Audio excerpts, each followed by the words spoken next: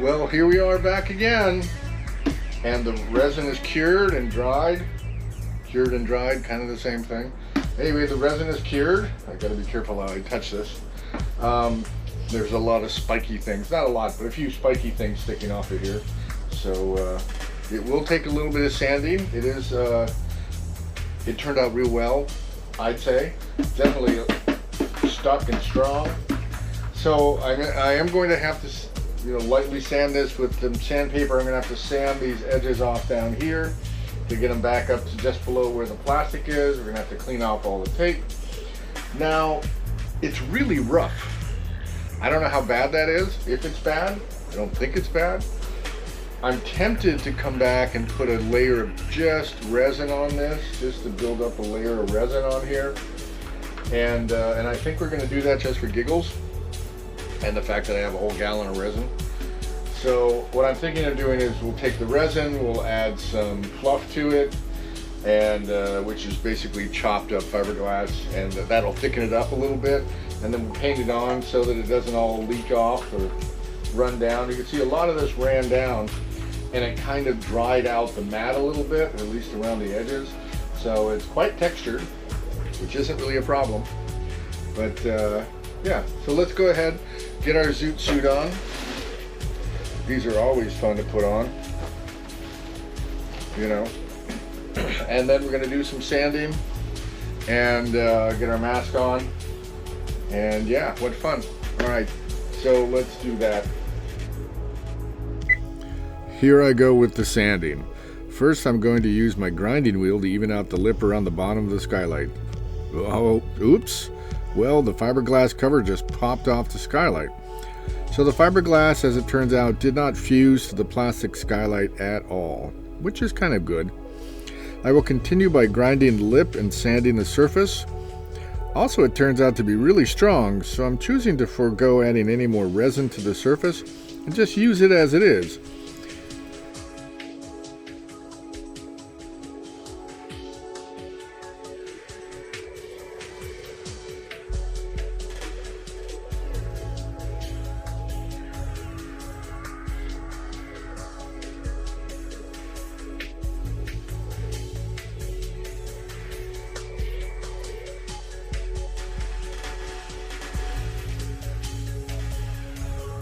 All right, we're back. We're working on the lid for the camper. It's turned out real nice. It's only 2 layers of very thin chop strand mat, and it's rough texture. We've sanded it, we've cleaned it up a little bit, and we're getting ready to rivet it onto the skylight. But one thing I noticed, and I don't know if you can see it here, is that line there kind of goes like this. And that's pushing in the skylight a little bit and bumping on the frame. So what we're going to do is we're going to try to bend this out. And we're going to use heat to bend this out. So we're going to take our heat gun and we're going to heat it up a whole bunch right here while we're pushing out on it. And then we're going to cool it down. And this should work. This should work because it's just plastic. Now the trick is getting enough push on it while you heat it. Get my wood in just the right place, get my pressure on it in just the right way. Hang it over the edge in just the right way. It's a little tricky. You could probably build a jig to do this. Probably be a lot easier. Probably be a lot easier.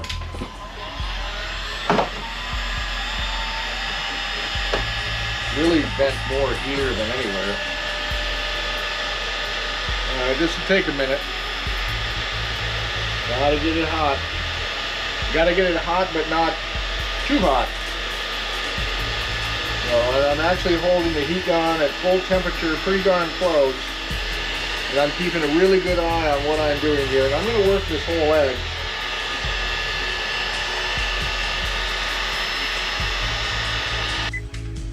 This took a bit longer than I expected, almost a full 10 minutes.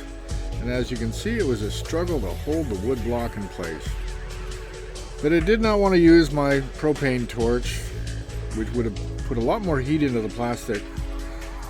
But it probably would have caught the plastic on fire, and that would become more trouble to fix than it was worth. Which I've done before, and it does work, but you have to be extremely careful with a torch. Anyway, we just used the heat gun, kept it simple, and made it work. And in the end, it turned out great.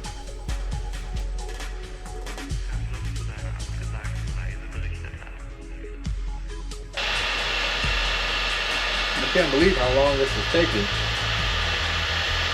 I thought it'd be a lot quicker than this.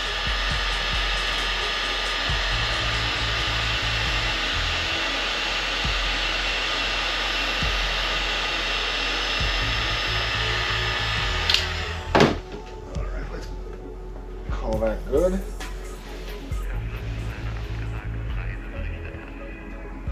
This is just a damp rag. Take some of the heat out without shocking it too much.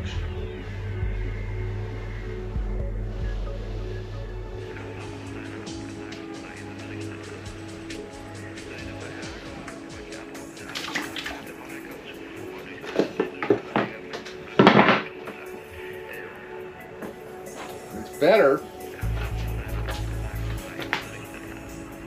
but it's still got a little bit of a curve up in here.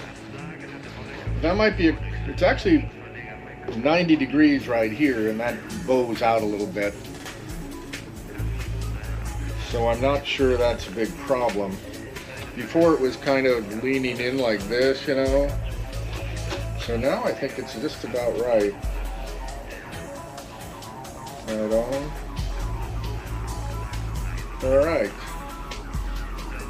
So a little trick you can do with plastic. Heat it up, bend it out. I suppose you could probably figure out a jig to put it on a thing and clamp it down and do all kinds of other things, but the hardest part is getting the heat on it.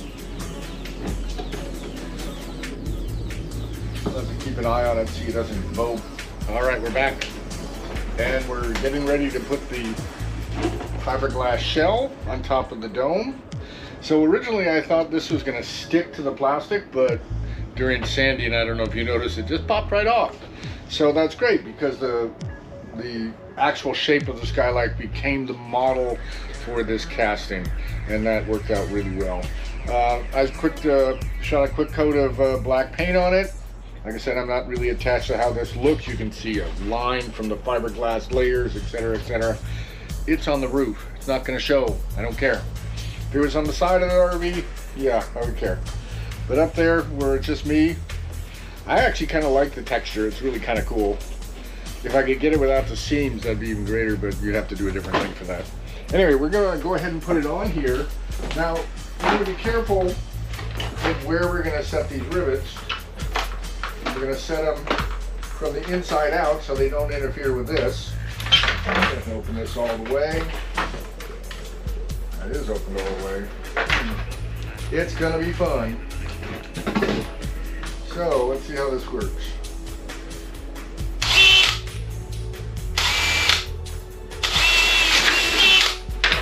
So the reason we're riveting it is so that when we're driving down the road, it doesn't just blow off in the wind.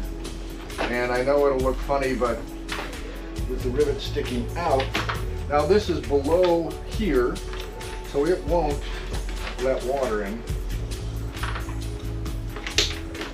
But it will prevent this top from popping off. Here we go. Now let's check it. Oh, that's sad. The actual pin snapped off in the rivet and didn't pull through. Probably because it's cheap ass plastic. So that means I got to get in there with a grinder and trim on that. Even though it's not really in the way. It's not really in the way. It bothers me a little bit, but it's not really in the way.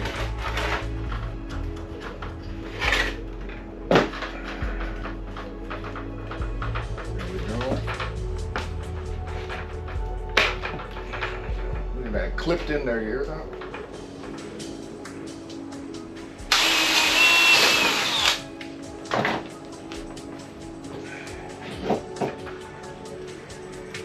of wish I had an outer ring. I think they make some rings that you can put on these. I don't have any with me. And we have to get this skylight back on today.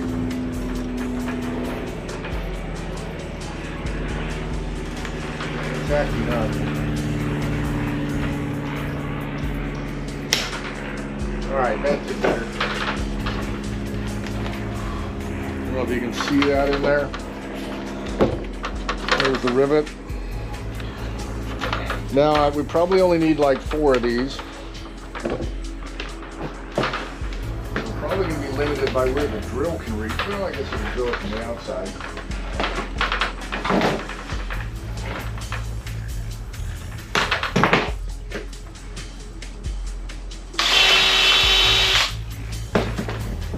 And we can put the rivets.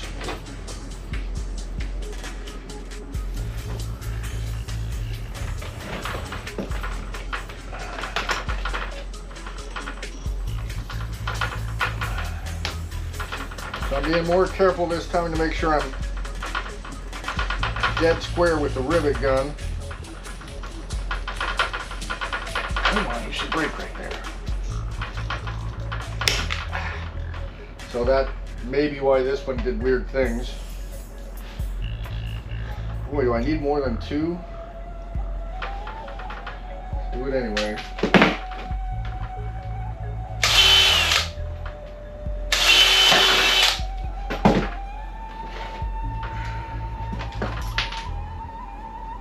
Riveting is kind of one of those things that's very satisfying. It's very quick and it's very permanent, and yet you can get it off. But it's just a fun little thing to put a rivet in. Probably more fun if you have one of those air-powered ones. Alright. Like I said, I'm not too tied together by how that looks. You can see it's not pretty. Get that little piece of plastic off of there. But it will prevent this cap from coming off.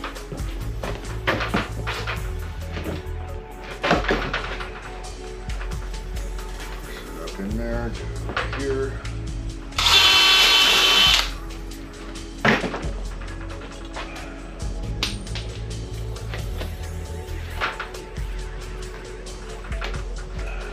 It's important to push the rivet all the way in and make sure you keep it all the way in.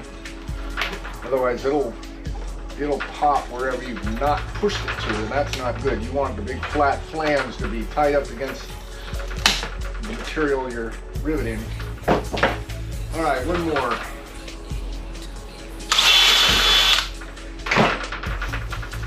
Just like NASA, a little bit of redundancy here, right? Just make sure you put it from the inside out. If we put it from the outside in, these things would interfere with all this. So we don't want that. Now, some of you might say, well, I gotta have it pretty and all that, so you'll figure out a different way to do this. But this is quick and dirty and easy. There we go. All right, done.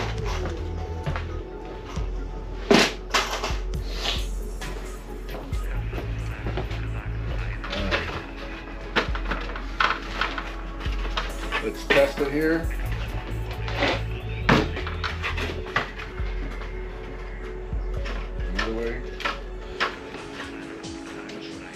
Not the most expensive skylight, but now it's much more durable. Checking to make sure that the gasket and the lid all touch, and they do without too much here. This does get a screen when you put it on and all that. But anyway, there you go. A standard skylight vent for an RV that's now been upgraded to last a bit longer so that the plastic doesn't wear out. Using a metal base, that's not going to wear out in the sun. I'm going to use a very expensive goo to put this down with, and theoretically I won't have to fool around with this again. Anyway, I hope you guys picked something up this time. At least you saw me make mistakes. Anyway, it's not a mistake. It worked out. I think this worked great. I'm going to actually do this on my other RV. and I'm satisfied with it. I'll probably use the white or clear, just leave it clear on the other one to let light through. Again, this is up in the bedroom area of my overhead cab over camper for my Ford truck, and so sometimes you just don't want to get up that early, so having that light come in early in the day was kind of not so much fun. Anyway, like I said, I hope you liked what I did. You learned something. I am not a professional at any of this stuff. I'm just flying along and seat of my pants making this stuff work. I think it worked. Anyway, like and subscribe. Help me grow the channel. Help this get out there if you think it's worth, worth something to others. Like I say, I learned something from it. Hope you did too. Have a good week.